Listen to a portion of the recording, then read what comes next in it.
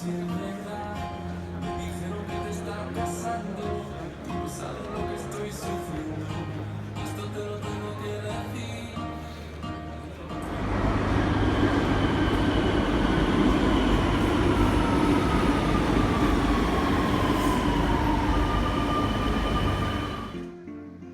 The Barcelona Museum of Contemporary Art was one of my favorite museums. The medieval art was quite spectacular and obviously religious in nature, but the museum's architecture and space was equally delightful. There were a number of high vaulted ceilings decorated with beautiful murals, such as this lovely space. I spent practically the whole afternoon one day exploring the Museum of Contemporary Art. There were a number of different sections catering to different eras of art.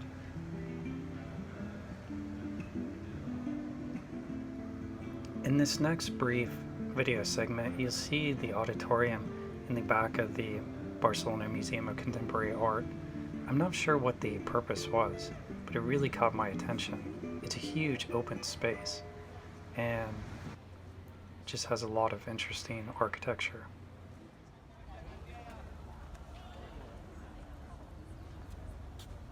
Montjuïc Castle is a wonderful open space to explore.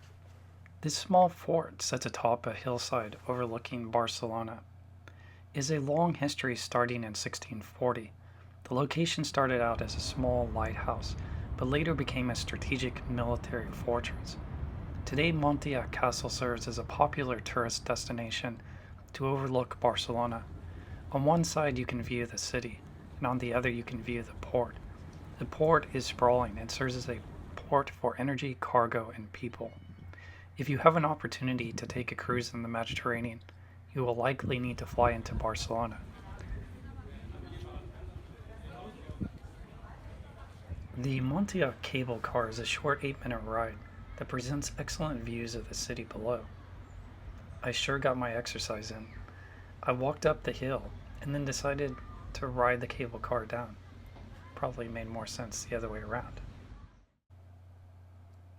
The Barcelona Museum of Contemporary Art was my least favorite museum. Before entering the museum, I watched kids claim a large section of public space. It's interesting that in America, skateboarding is barred from almost all public spaces, and yet here, there were one or two security guards present who seemed disinterested in their activities. Inside the museum, it was a different story. I had a difficult time relating to any of the artwork the higher up I went in the museum, the more unusual and abstract the art got. I suppose this was a brief moment in my journey when I experienced a bit of culture shock. I did not spend a lot of time in this museum, for obvious reasons. The La Boqueria is an open market in Barcelona that has been in continuous use since 1217. I found it a curiosity of sorts. There were certainly many sights and smells. I can't say that I was enticed by the latter, because I could not get past the smell of death. It was interesting to note that a fair number of people in the market were tourists. The vendors didn't seem fazed by the constant clicking of camera shutters.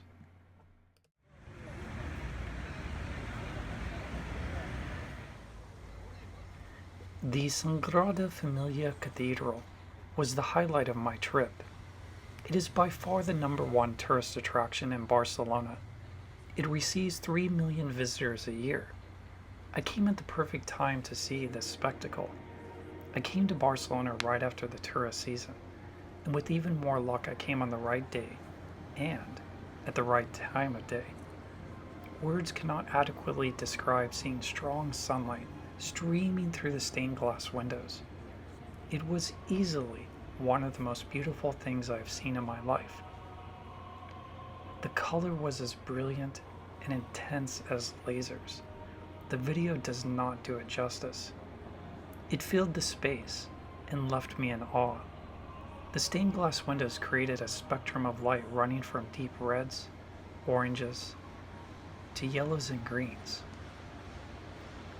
I paused for more than 20 minutes to stand in awe of this man-made spectacle.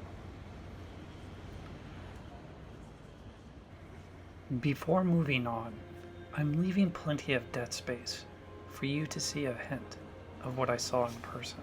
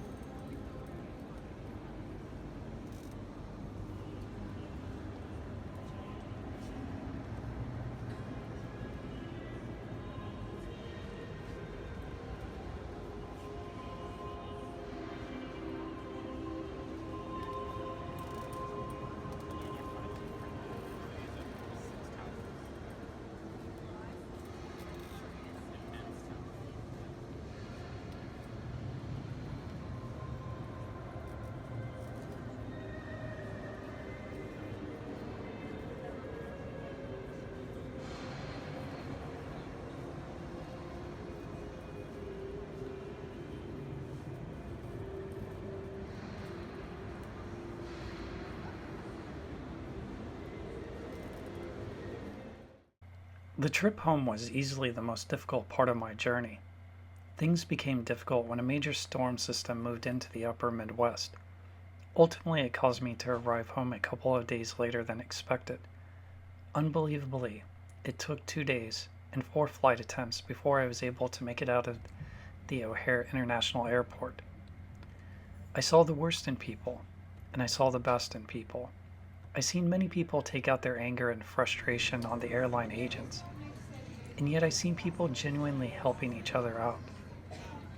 I even helped several people out by letting them use my cell phone to make phone calls to family and friends when theirs were dead and there were no chargers available.